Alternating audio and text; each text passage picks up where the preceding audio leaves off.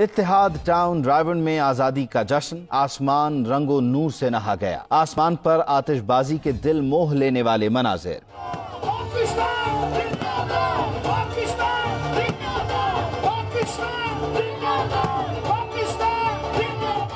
Family तकरीब में कौमी तराना पढ़ा गया। मुल्क भर से मशहूर फनकारों ने रंगारंग परफॉर्मेंस देकर तकरीब को 4 चांद लगाए।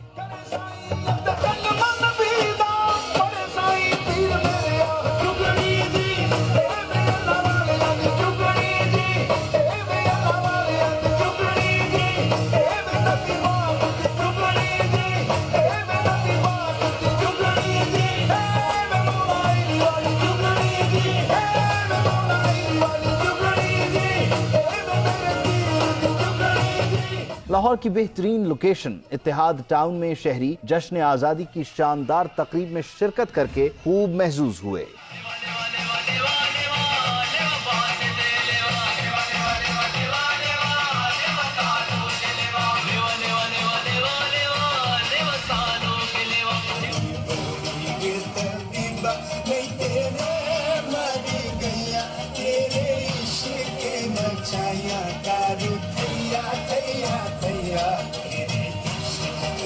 Chaya,